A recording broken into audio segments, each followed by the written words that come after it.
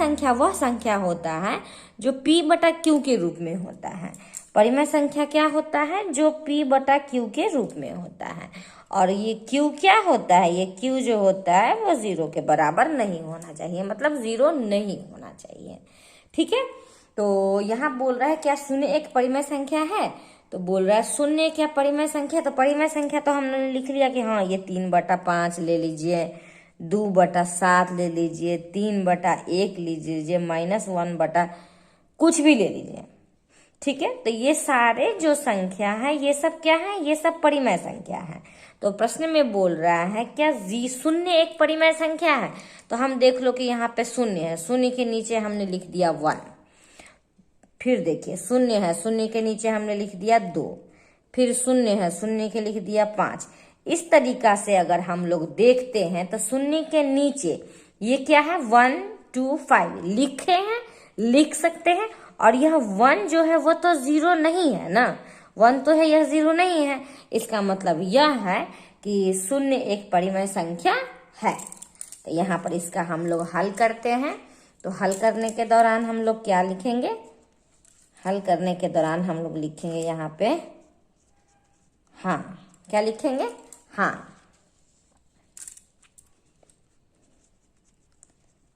शून्य एक परिमेय संख्या है। ठीक है, शून्य एक परिमेय संख्या है। क्या इसे आप p बटा के रूप में लिख सकते हैं? तो हाँ, बिल्कुल लिख सकते हैं। जहां p और ठीक है, तो कैसे तो यहाँ लिख देंगे, क्योंकि लिखेंगे यहाँ पे क्योंकि शून्य को एस फॉर्म में 0/1, 0/2, 0/5, डॉट डॉट डॉट कर दीजिए, यानी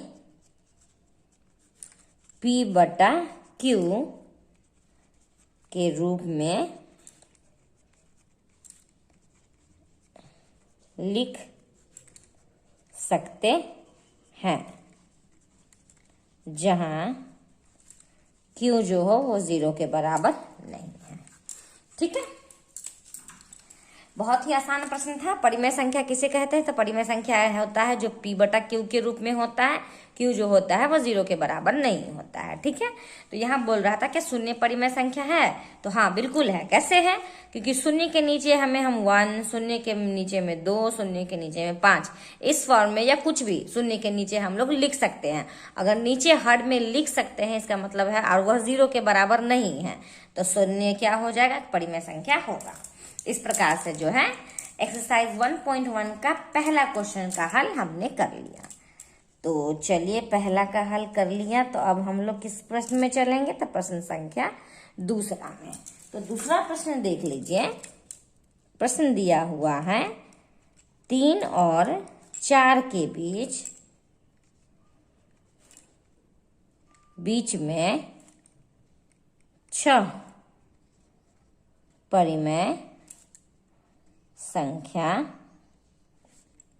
ज्ञात कीजिए। ठीक है, इसमें परिमेय संख्या निकालना है। तो जैसे हम बता रहे हैं वैसे आप लोग समझिएगा।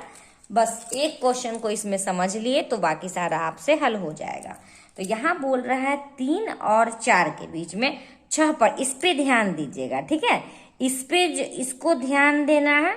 ये जितना भी परिमेय संख्या बोला है उससे 1 प्लस कर देना है। तो यहाँ पे 6 बोल रहा है, आप प्लस करके जो आएगा उससे गुना भी कर दीजिए, भाग भी कर दीजिए, बस परिमेय संख्या निकल गया।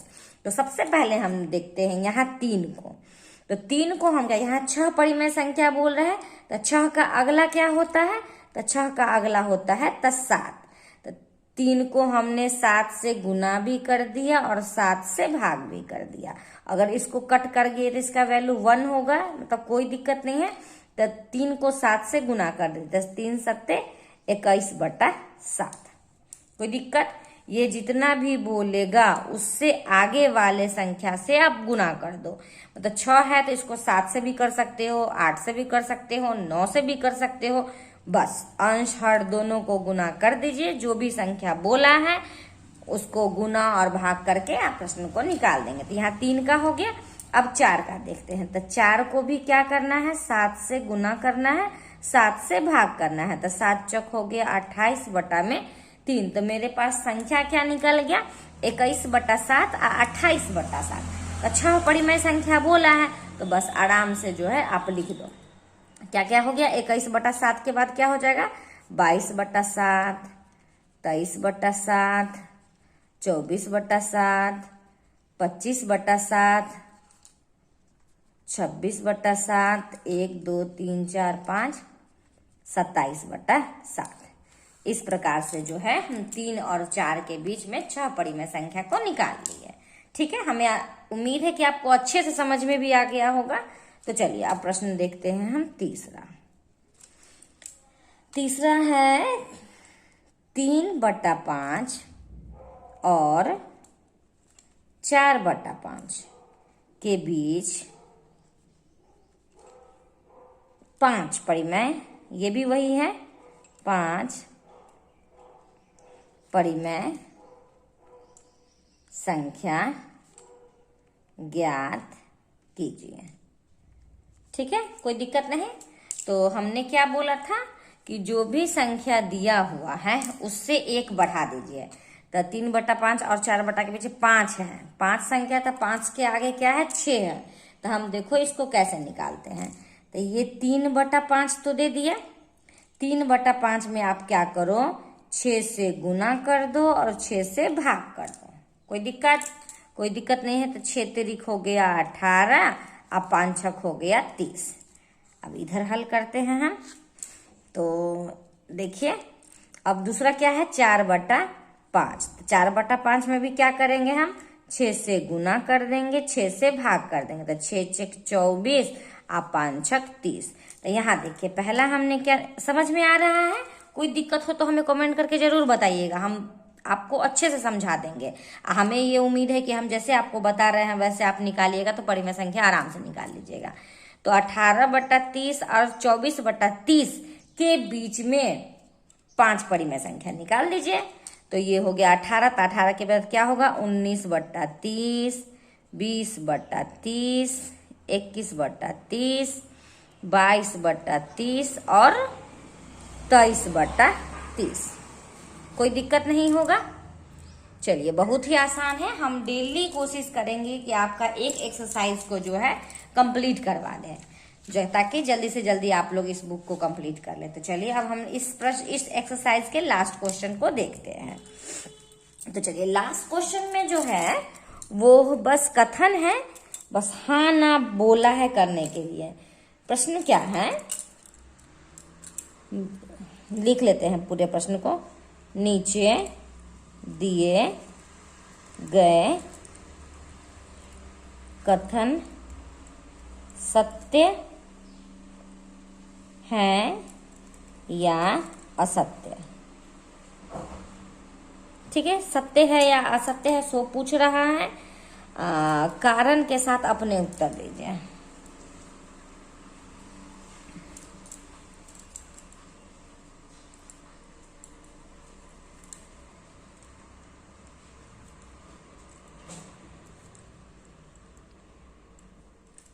चलो अच्छी बात है। तो पहला क्या है, पहला कथन क्या है कि प्रत्येक प्राकृतिक संख्या एक पूर्ण संख्या है। प्रत्येक प्राकृतिक संख्या एक पूर्ण संख्या है या नहीं, ये प्रश्न पूछा। ठीक है, प्रत्येक प्राकृतिक संख्या एक पूर्ण संख्या है। सबसे पहले आप लोग यहाँ पे क्या करोगे, परिमेय संख्या तो समझ गए जो P बटा Q के रूप में होता है, वो प्रश्न के दूसरे भाग का चीज था। अब यहाँ हम लोग चलते हैं प्राकृतिक संख्या। तो यहाँ देखिएगा रफ है इधर, प्राकृतिक संख्या आखिर क्या होता है। प्राकृतिक संख्या वैसा संख्या होता है जो 1 से स्टार्ट होता है, 1 2 3 और इनफाइनाइट और आगे तक चला जाता है। ठीक है, ये प्राकृतिक संख्या। पूर्ण संख्या किसे कहते हैं, पूर्ण संख्या वह संख्या है जो 0 से स्टार्ट होता है, 0 1 2 3 डॉट डॉट डॉट आगे तक चला गया। ठीक है, तो यहाँ बोल रहा है कि प्रत्येक प्राकृतिक संख्या जो है एक पूर्ण संख्या है या नहीं। तो ये जो प्राकृतिक संख्या 1 है, 2 है, 3, क्या ये पूर्ण में आ रहा है ना? तो पूर्ण में आ रहा है, तो इसका मतलब यह हुआ कि हाँ, इसमें लिख देंगे हम लोग, हाँ, प्राकृतिक संख्या जो है वह एक पूर्ण संख्या है। प्रत्येक प्राकृतिक संख्या एक पूर्ण संख्या है। तो यहाँ सत्य असत्य में बोला है, तो यहाँ लिख देंगे सत्य। सभी प्राकृतिक संख्या पूर्ण संख्या है। ठीक है, सभी प्राकृतिक संख्या क्या है? पूर्ण संख्या है। जैसे में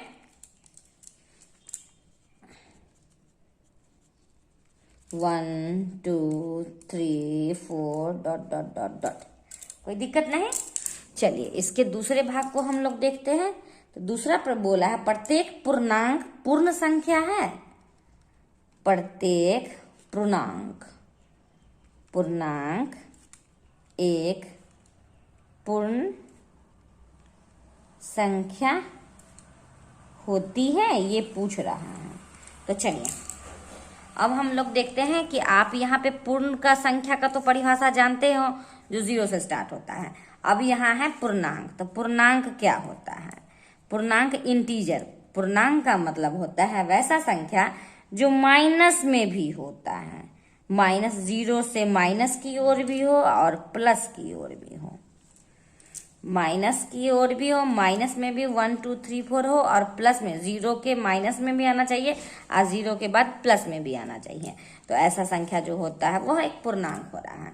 तो प्रत्येक पूर्णांक क्या पूर्ण संख्या है? नहीं, बिल्कुल भी नहीं है, क्योंकि पूर्ण संख्या जो होता है 0 से 1 2 3 पर पॉजिटिव में जाता है, और पूर्णांक जो है वो निगेटिव में भी आता है। इसीलिए यह कथन क्या हो जाएगा? ये असत्य हो जाएगा।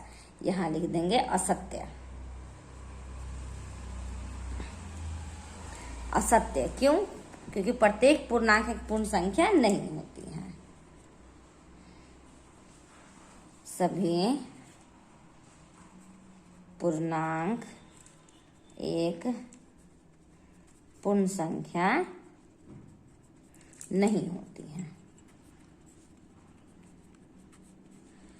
क्यों नहीं होती है सो हम आपको समझा रहे हैं इधर रफ में।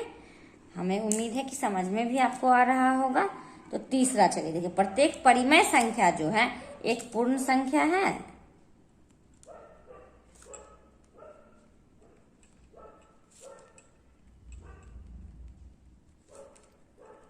पूर्ण संख्या है।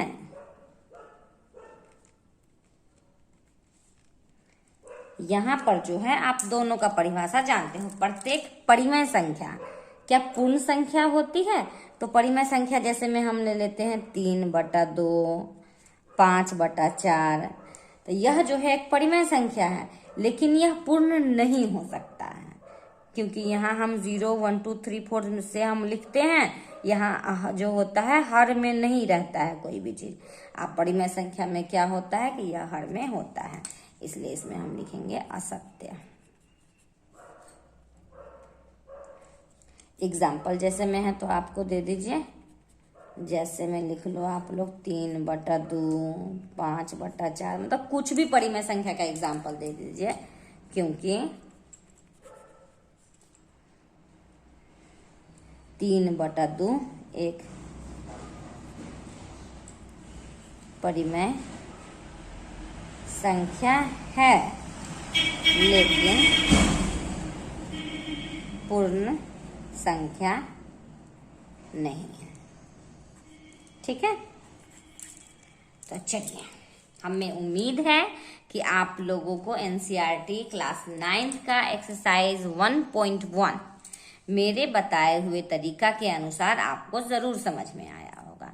अगर आपको समझने में कहीं से भी कोई दिक्कत हो तो प्लीज़ हमें कमेंट करके ज़रूर बताइए, और यह भी बताइए कि मेरा पढ़ाने का तरीका क्या आप लोग को समझ में आ रहा है। अगर कुछ त्रुटि आपको लग रहा है तो आप ज़रूर हमें कमेंट करके बताइए, ताकि हम और अच्छे से आप लोगों को समझा सकें। तो चलिए, अगर आपको मेरा बताया हुआ तरीका अगर समझ में आ रहा है तो प्लीज़ मेरे चैनल को लाइक ज़रूर कीजिएगा और सब्सक्राइब तो करना मत भूलिए, ताकि कोई वीडियो हम अपलोड करें तो आपको नोटिफिकेशन आ जाए। और जितना ज़्यादा से ज़्यादा हो सकता है अपने दोस्तों के साथ शेयर करें। ठीक है, तो चलिए मिलते हैं नेक्स्ट एक्सरसाइज में, नेक्स्ट वीडियो में। धन्यवाद।